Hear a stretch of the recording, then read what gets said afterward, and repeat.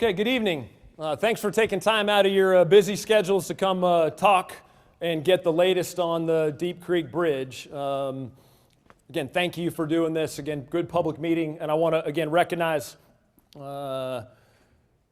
City of Chesapeake council members that are here, the city staff that's here. They're working in cooperation with my organization, Norfolk District, U.S. Army Corps of Engineers, to get this thing moving.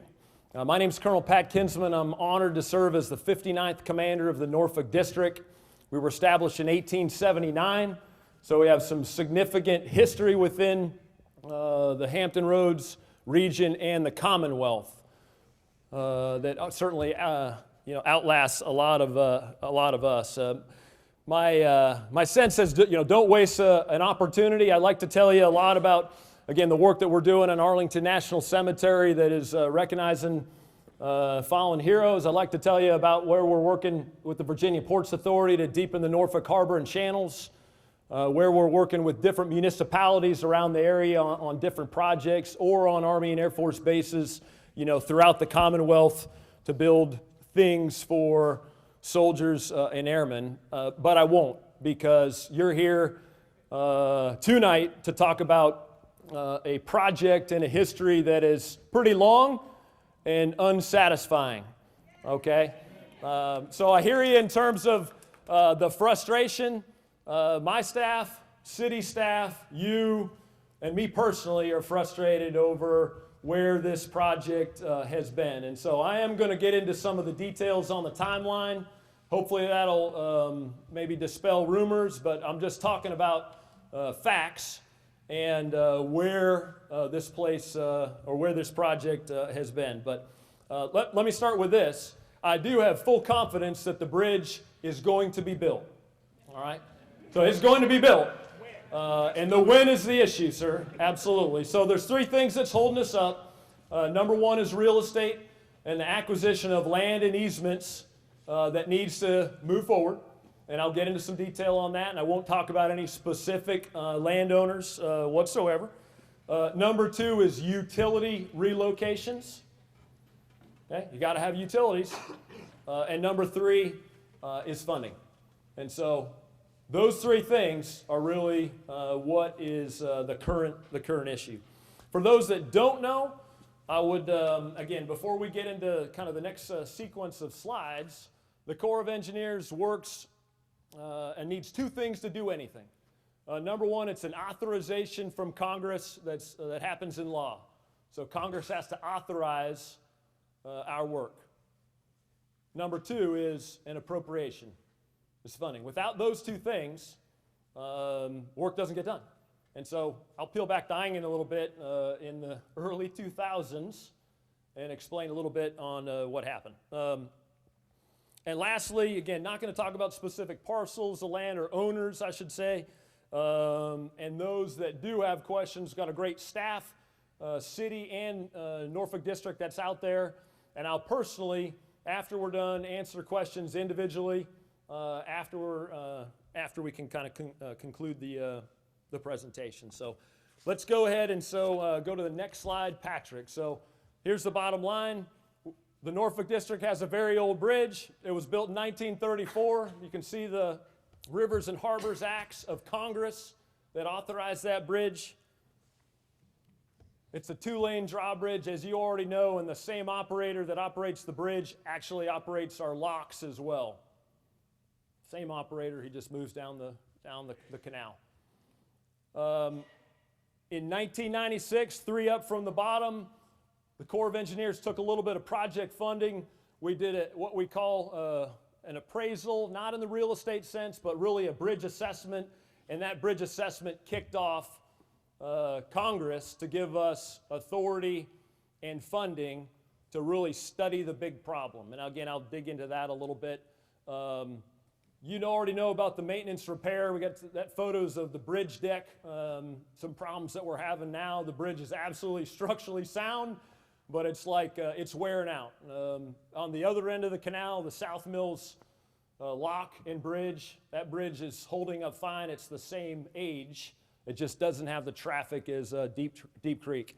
And lastly, as we've taken some glancing blows, thankfully, from hurricanes here over the last couple years. This is a hurricane evacuation route, and that's one of the reasons that our government, city and federal, has funded the bridge. Let's go ahead. Again, this is some of it. Again, I'm going from scratch and talking facts. This is what is going to be built. So we're going from 2 lanes to 5. In terms of the authorization back in 2007, that's when the project was authorized by Congress. Again, the question is, how was it funded? And we'll get into some detail there. We're going to phase the construction to accommodate traffic south of the existing bridge. We're going to build a new 2-lane bridge. Traffic will be rerouted to the new bridge, and the contractor will then demolish the old bridge and build a 3-lane. So we end up with a 5-lane. I think many of you are tracking that. And it absolutely ties into the city's existing, roadway improvements and additional traffic lights. We'll end up with a lot safer, transportation corridor, and it's going to be a lot better. And then lastly, ownership upon completion, just like those of you who are familiar with the Great Bridge that the Corps of Engineers built, ownership will transfer to the city, as well as the responsibilities for operations and maintenance. So that is what's happening. And then let's go to the overview slide, please. So sorry, again, for those in the back, probably can't see it, but here's the detail in terms of the existing lanes, definitely improving the traffic signaling at the intersections. And again, as I said, safer traffic corridor, improved bridge, of course, and a lot better traffic pattern. Okay, let's go. All right. This is where it gets a little ugly, all right? But we're talking facts. Back in 1996, as I alluded to, project funding that ended up with kind of kickstart and allowed Congress to say, Corps of Engineers, understand you have an issue. Here's an authorization and funding to go fund the bridge. 1998 to 2003, we executed the bridge replacement feasibility study. The end result of that was what's called a Chief of Engineers report. A 3-star general in Washington signs the report. It routes through the senior level leaders in the Army, gets handed off to the Office of Management and Budget, or OMB, and eventually gets submitted to Congress. And you can see in 2003 is when that report was submitted. Now, next major item, right? It took until 2007 for Congress to authorize the project. And again, for those in the back, you can probably see 2007, but back then the cost estimate for the project was $37.2 million. In 2008, what we started, or what happened, was a slow drip of funding. If you ever had a coffee pot, one of those old ones, right? So I'm talking to Keurig, I'm talking a slow drip coffee pot that's dripping down. This is the coffee pot that never got filled up. What that meant was very limited funding and an inability to complete the design. And where it says there, again, for the folks in the back, between 2008 and 2015, in 2015, we'd achieved a 90% design, but it was horribly inefficient because it was like starting the design, having to stop, and then something in the environment would change, we'd get more funding, we'd start the design again, and so it was, again, 2 steps forward, essentially 1 step back, but frustrating. In 2015, again, for those in the back, an updated construction cost estimate of $48.7 million. Again, what we're talking about is cost of materials, inflation, price escalation. In the 2015 time period, we get more into cost of steel and booming economy when we get a little bit later in our timeline. But 16 and 17, again, for those in the back, Congress said, here's some significant money, $10 million in 2016 and $12 million in 2017. In 16, that allowed us to essentially start some real estate actions to assess the land. But here's the issue with a 90% design. As I was talking to one gentleman earlier, if you're designing your house and it's not done yet, do you buy the furniture? No, you don't. So the analogy is it allowed us to start some of the initial real estate, but without 100% design on the bridge, we couldn't really fully identify everyone and everything that was going to be impacted. In 17, again, for those in the back, $12 million appropriation and an initial meeting with landowners, affected landowners. At that point, again, that was fully funded, right? If we went back to the 2015, $48.7 million. In 2018, again, with that additional money in 16 and 17, we were able to move back and go to full design. We completed 100% design in 18. And that allowed us, again, to start with specific real estate actions in terms of offers / negotiations.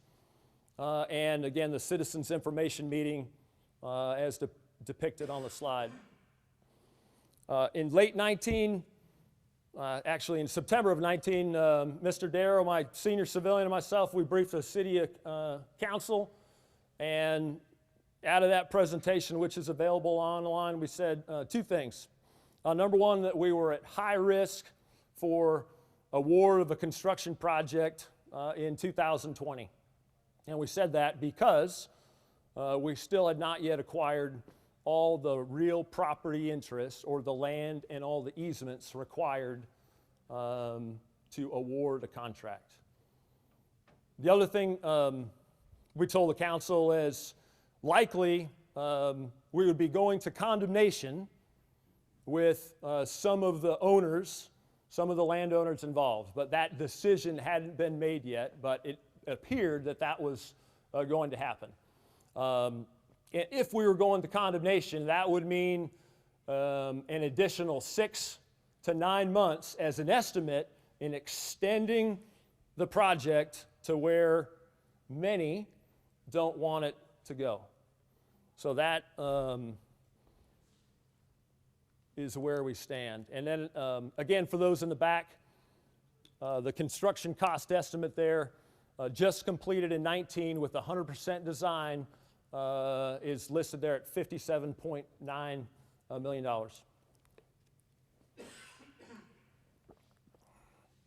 Now, before I go to the next slide, I will just say that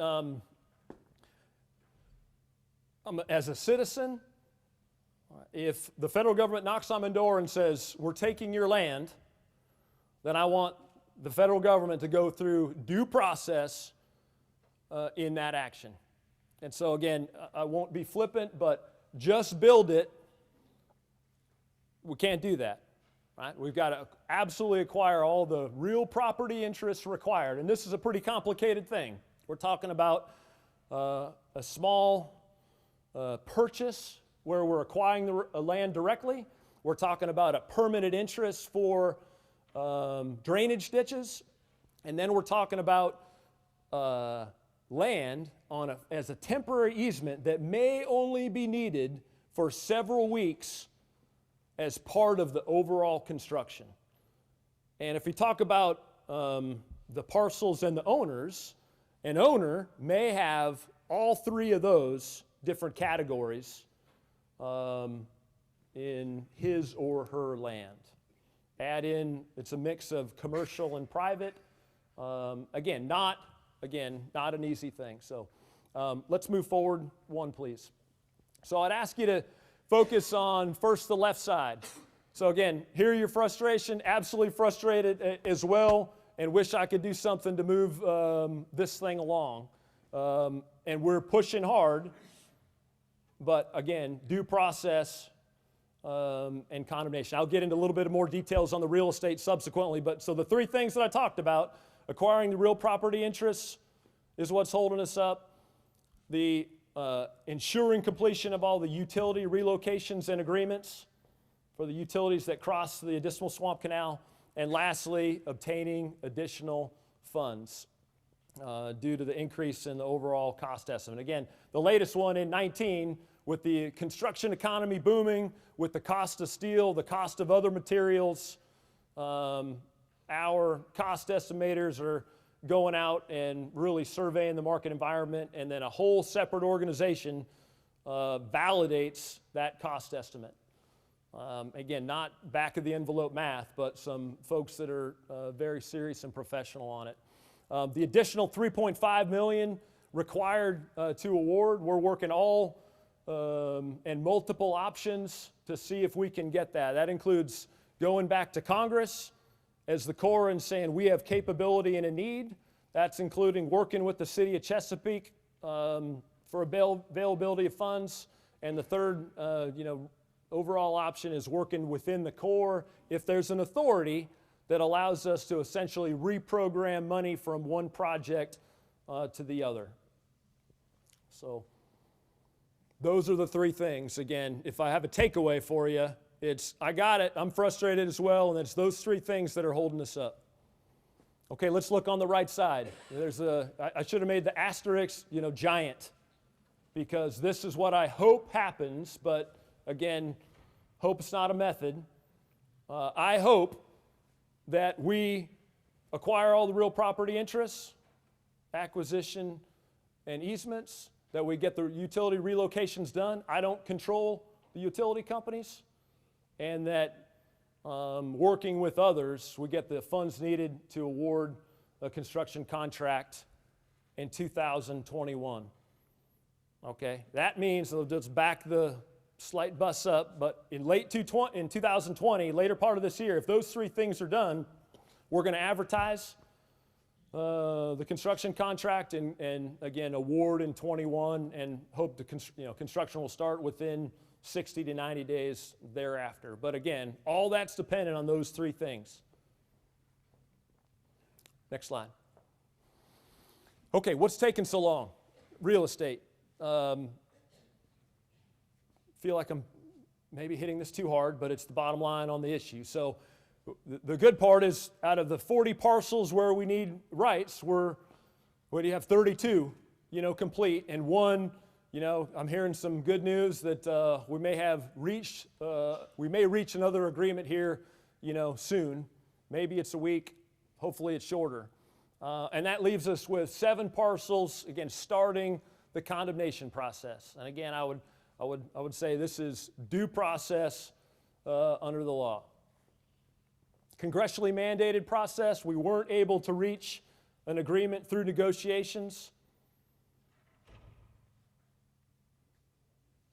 And it is absolutely, again, my estimate, my real estate team's estimate is it's going to add 6 to 9 months or so. I was talking with lady and gentleman down here about the Department of Justice, what the Corps will do, and this is the process for a condemnation packet. We develop it with integration from both our real estate experts and our counsel team, legal team. That gets reviewed all the way up to the headquarters of the Corps, gets handed over to the Army. The Army then submits it after kind of that senior level review to the Department of Justice. On another project completely separate from Deep Creek, we are working with Department of Justice and headquarters, Corps of Engineers, and senior Army folks on condemnation type proceedings. And again, something I can't go into detail, but we will continue to push that as hard as we can. Again, way small, I know, again, for the folks in the back, but the details in terms of acquisition type, fee or purchase, temporary work easements, and drainage ditch, we're talking about, again, I know, a very small amount of land, but when it's your land, it's your land. In terms of ownership, the breakdown, again, really appreciate the city of Chesapeake being proactive in obtaining parcels in advance, throughout the last couple of years as those parcels will become available. And on the right, the details on the utility relocation agreements. and the status of the 24 privately owned parcels, 1 active in negotiation and 7 condemnation. Okay, next. Okay, this is just about it. Let me say that. I appreciate, I covered, again, to the city council. With the city council brief in September of 19, again, and now here late January of 20, I feel like we are where we thought we could be, though it's not where we wanted to be. And those are the facts. Upper right is cost estimate. Overall total, again, that we're still requires a total of $9.2 million to award the contract. It's just $3.5 million. Those are the options, different options that we're working, and we'll continue to work with Congress and others to seek those available funds. Ladies and gentlemen, I appreciate your time. I will be down here the whole time to answer any questions, and technical city and Corps of Engineer staff will continue to answer your questions out in the lobby.